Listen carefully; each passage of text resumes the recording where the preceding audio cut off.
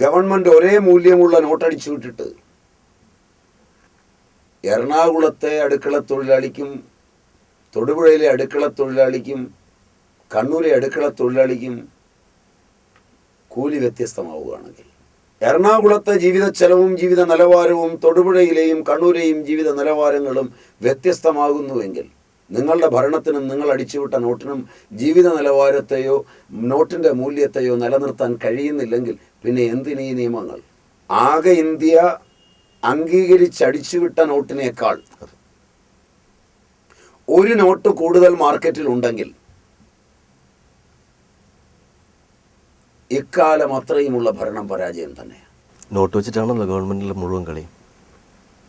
Not പോയി കഴിഞ്ഞാൽ ഗവൺമെൻറ്റിലല്ലേ സംശയം ഇല്ല. നിങ്ങളുടെ 100 രൂപ നോട്ടിന്, നിങ്ങളുടെ 500 രൂപ നോട്ടിന്, നിങ്ങളുടെ 1 രൂപ നോട്ടിന്, ഒരു പൈസയ്ക്ക് എന്ത് മൂല്യം ഗവൺമെൻറ് നിശ്ചയിച്ചാലും അതിൻ്റെ മൂല്യം നിശ്ചയിക്കുന്നത് പ്രോഡക്റ്റാണ്. മനസ്സിലായി. 10 രൂപയ്ക്ക് 1 കിലോ അരി കിട്ടുന്നു എന്ന് പറഞ്ഞാൽ 1 കിലോ അരിയുടെ മൂല്യം 10 രൂപയ്ക്കുണ്ടെന്നാണ് അതിനർത്ഥം. മനസ്സിലായി. അതിന് 20 രൂപയ്ക്കായി എന്ന് പറഞ്ഞാൽ 50% നോട്ടിൻ്റെ മൂല്യം കുറഞ്ഞു എന്നാണ് കണക്കാക്കേണ്ടത്. അതെ, അരിയുടെ ക്വാണ്ടിറ്റി മാറുന്നില്ലല്ലോ. അരിയെ സംബന്ധിച്ചിടത്തോളം അതിൻ്റെ മൂല്യം ഉപഭോഗം എന്ന നിലയിൽ നിശ്ചയിക്കപ്പെട്ടൊരു മൂല്യമാണ്. ഗവൺമെൻറ്റിന് അവർ നിശ്ചയിച്ച് ഉറപ്പുകൊടുത്ത മൂല്യത്തിൽ ധനത്തെ നിർത്താൻ ധനമന്ത്രിക്കും പരിവാരങ്ങൾക്കും ബാങ്കുകൾക്കും കഴിയുന്നില്ല എന്നാണ് അതിൻ്റെ അർത്ഥം. മൂല്യശോഷണം ഭരണത്തിനും ഭരണാധികാരിക്കും ബാങ്കിനും ബാങ്ക് അടിച്ചുവിട്ട നോട്ടിനോ? മനസ്സിലായി സ്വാമിജി. ശരിയെന്ന് തോന്നുന്നുണ്ട്. ശരിയാണ് സ്വാമിജി. ഇതൊരു കടങ്കഥയായി. അല്ല, അതല്ലാതെ വേറെ എങ്ങനെ പറയും അത്? എറണാകുളത്തും തൊടുപുഴയിലും കണ്ണൂരും ഗവൺമെൻറ് ഒരേ മൂല്യമുള്ള നോട്ടടിച്ചു വിട്ടിട്ട് എറണാകുളത്തെ അടുക്കള തൊഴിലാളിക്കും തൊടുപുഴയിലെ അടുക്കള തൊഴിലാളിക്കും കണ്ണൂരെ അടുക്കള തൊഴിലാളിക്കും കൂലി വ്യത്യസ്തമാവുകയാണെങ്കിൽ, എറണാകുളത്തെ ജീവിത ചെലവും ജീവിത നിലവാരവും തൊടുപുഴയിലെയും കണ്ണൂരെയും ജീവിത നിലവാരങ്ങളും വ്യത്യസ്തമാകുന്നുവെങ്കിൽ നിങ്ങളുടെ ഭരണത്തിനും നിങ്ങൾ അടിച്ചുവിട്ട നോട്ടിനും ജീവിത നിലവാരത്തെയോ നോട്ടിൻ്റെ മൂല്യത്തെയോ നിലനിർത്താൻ കഴിയുന്നില്ലെങ്കിൽ പിന്നെ എന്തിനീ നിയമങ്ങൾ?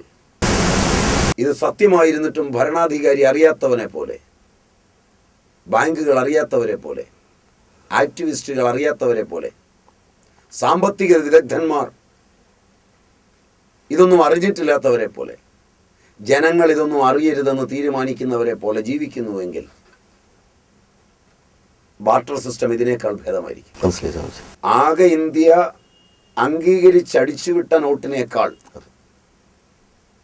ഒരു നോട്ട് കൂടുതൽ മാർക്കറ്റിൽ ഉണ്ടെങ്കിൽ ഇക്കാലം അത്രയുമുള്ള ഭരണം പരാജയം തന്നെയാണ്. നോട്ട് വെച്ചിട്ടാണല്ലോ ഗവൺമെൻറ്റിലെ മുഴുവൻ കളി. നോട്ട് പോയി കഴിഞ്ഞാൽ ഗവൺമെൻറ്റിലല്ലേ സംശയം ഇല്ല. മനസ്സിലായി സ്വാമിജി. നമ്മുടെ ഇവിടുത്തെ ഈ ആശ്രമങ്ങളിലും അവിടെ ഇവിടെയൊക്കെ സായിപ്പ് വരുമ്പോൾ വലിയ സന്തോഷം ഉണ്ടാവും. അവർ കൊണ്ടുവന്ന് $50 ബില്യൺ $1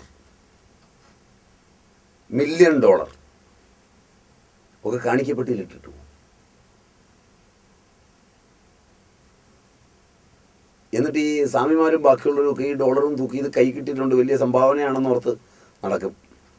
ബാങ്കിൽ കൊണ്ടുവന്നാൽ ഇത് എടുക്കുകയില്ല. ഈ $1 മില്യൺ ഞാൻ ആദ്യമായിട്ടാണ് കേൾക്കുന്നത്. ഈ ഡോളർ അവിടുത്തെ കച്ചവട സംഘങ്ങൾ പാരലായി അടിച്ചുണ്ടാക്കിയ നോട്ടാണ്.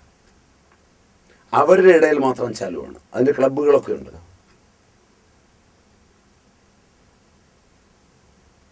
ഇന്ത്യയിലും അത് തുടങ്ങിയിട്ടുണ്ടെന്നാണ് എൻ്റെ ഒരു ധാരണ. നമ്മളിവിടുത്തെ വലിയ ക്ലബ്ബുകളും വലിയ ബാറുകളും ചൂതാട്ടക്കാരും ഒക്കെ നടത്തുന്നിടത്ത് ഈ പാരലിൽ പണം വെച്ചാണ് കളിക്കുന്നത്. അമേരിക്ക പോലുള്ള രാജ്യത്ത് ഇത് നിയന്ത്രിക്കുവാൻ അമേരിക്കൻ ഗവൺമെന്റിന് പറ്റില്ലെങ്കിൽ പിന്നെ എവിടെയൊക്കെ പറ്റുമെന്ന് വിചാരിക്കേണ്ടതില്ല. അപ്പോൾ നമ്മുടെ ഗവൺമെന്റ് സംവിധാനവും ഈ അത് വേറെ, ഈ സംവിധാനം അതെ, പണത്തിന്റെ മൂല്യവും ഇതൊക്കെ തകിടം അറിയല്ലേ മൊത്തം അറിയുമല്ലോ. ഒരു സമയത്ത് ഗവൺമെൻറ് ഉടമയിൽ തുടങ്ങിയ പോസ്റ്റൽ ആൻഡ് ടെലഗ്രാഫ് ഡിപ്പാർട്ട്മെൻറ്റുകൾ പാരലായി വന്നു കഴിഞ്ഞപ്പോൾ ഇവിടുന്ന് പോകുന്നതും വരുന്നതുമായ കാര്യങ്ങളുടെ കൃത്യമായ മോണിറ്ററിങ് ആര് നടത്തും?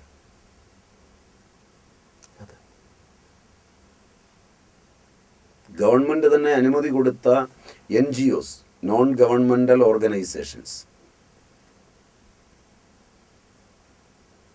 നിങ്ങൾ ട്രസ്റ്റുകളെന്ന് കേട്ടിട്ടുണ്ടോ? അതെ അതെ അതെ. ഗവൺമെന്റിൽ തന്നെ ഇരുന്നിട്ടുള്ള നമ്മുടെ പ്രസിഡന്റന്മാരും പ്രധാനമന്ത്രിമാരും നമ്മുടെ നിയമസഭാ സാമാജികന്മാരും ഒക്കെ മുൻകൈ എടുത്ത് പ്രേരണ ചെലുത്തി ജാതീയം, മതപരം, വർഗപരമായി ഒരുപാട് നോൺ ഗവൺമെന്റൽ ഓർഗനൈസേഷൻസ് ഇവിടെ ഉണ്ടാകുന്നുണ്ട്. KTG എന്നൊരു സംവിധാനമുണ്ട്, 35AC എന്നൊരു സംവിധാനമുണ്ട്. ഈ 35AC ഉള്ളൊരു സംഘടനയ്ക്ക് കാശ് കൊടുക്കാൻ കാശുമായി ഓടി നടക്കുകയാണ് നമ്മുടെ നിയമസഭാ സാമാജികന്മാരിൽ പലരും, നമ്മുടെ ഉന്നതന്മാരായ രാഷ്ട്രീയ പ്രവർത്തകന്മാരിൽ പലരും, നമ്മുടെ ഉന്നതന്മാരായ സാമൂഹ്യ പ്രവർത്തകർ പലരും ഇതിനോടി നടക്കുകയാണ്. 1 രൂപയും കൊണ്ടല്ല വിടുന്നത്, 1 കോടി രൂപയും കൊണ്ടല്ല വിടുന്നത്, $256 മില്യൺ, $270 മില്യൺ. നിങ്ങൾക്ക് 35AC ഉണ്ടെങ്കിൽ ഈ തുക ഞാൻ തരുമ്പോൾ ഞാൻ അപ്പുറത്തുണ്ടാക്കിയ ഒരു ട്രസ്റ്റിലേക്ക് നിങ്ങളിത് മുഴുവൻ മേടിച്ചു എന്ന് കണക്ക് തരണം.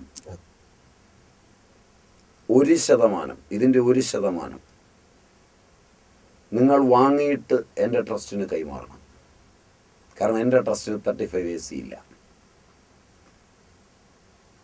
1% വെച്ച് ഞങ്ങൾ മറ്റുള്ളവർക്ക് തരണം.